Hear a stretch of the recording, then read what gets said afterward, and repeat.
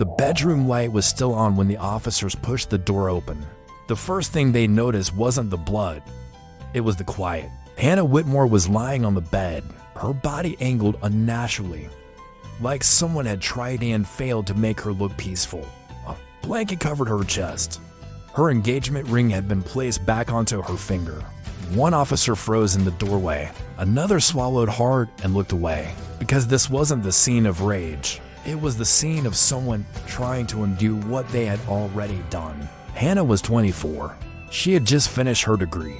She kept handwritten to-do lists taped to the fridge. She texted her mother every morning, sometimes just a heart emoji so her mom wouldn't worry. She volunteered twice a week at a local shelter, even when she was exhausted.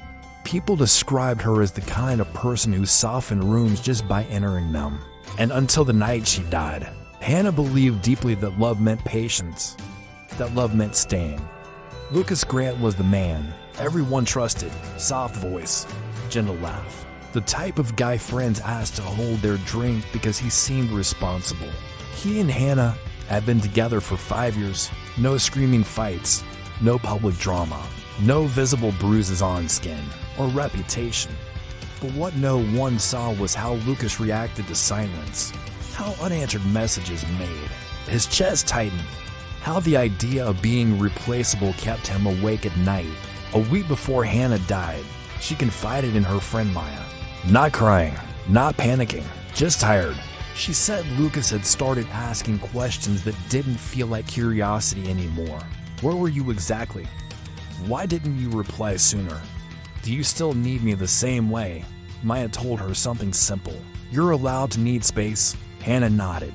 But later that night, she still texted Lucas first. The night everything ended, neighbors heard voices through the apartment walls. Not shouting. Something worse. Controlled anger. Trembling pauses. Long silences followed by someone whispering, "Please." At 9:43 p.m., Hannah called Maya. Her voice was steady but thinner than usual. "He thinks I'm leaving him," she said. "I just need him to breathe." Maya told her to come over. Hannah said, "Let me fix this first." That was the last time anyone heard her voice.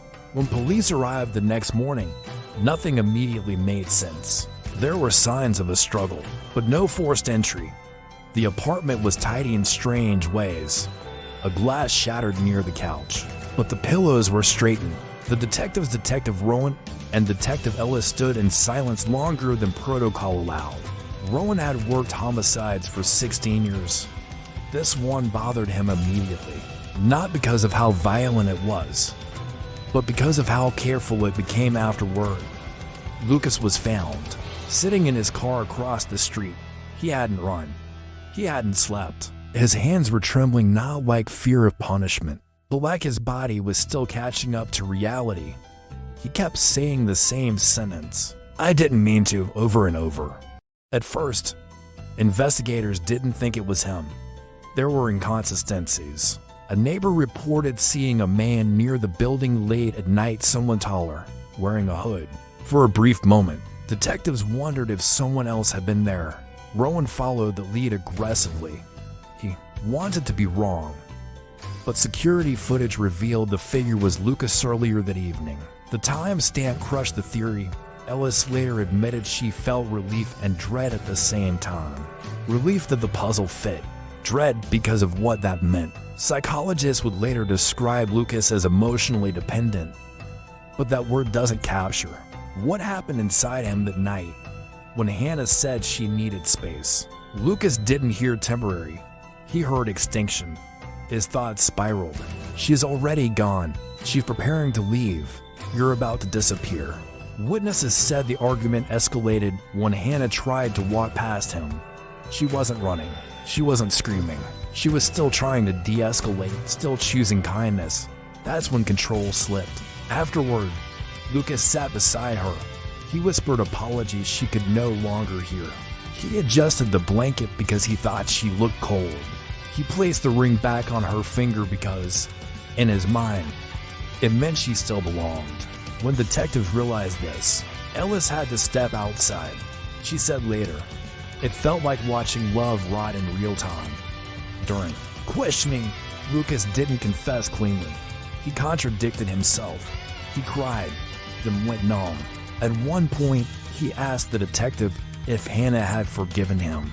When they didn't answer, he rocked back and forth. He said something chilling. "I thought if I stopped her from leaving, the pain would stop too." There was no moment of clarity, only rationalization. The trial revealed audio captured by a voice assistant device. Hannah's voice was shaking but gentle. "I still love you," she said. "I just need space to be myself." The courtroom went silent, because those words weren't rejection.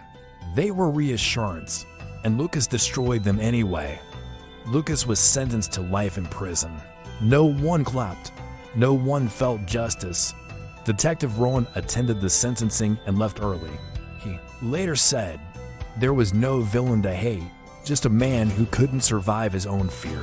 The most disturbing part of this case isn't the violence. It's that Hannah spent her final moments trying to protect someone else's emotions, trying to save a relationship, trying to soften a man who was unraveling. She believed love could calm fear, and that belief cost her everything. This case forces an uncomfortable truth. The most dangerous relationships aren't always loud. Sometimes they whisper. They gild. They shrink your world slowly until leaving feels cruel. And when someone fears abandonment more than consequence, love is no longer safety. If someone makes you feel guilty for needing space, if they fear your independence, if love feels like responsibility instead of refuge, those are not signs of devotion. They are warning signs, and recognizing them can save lives.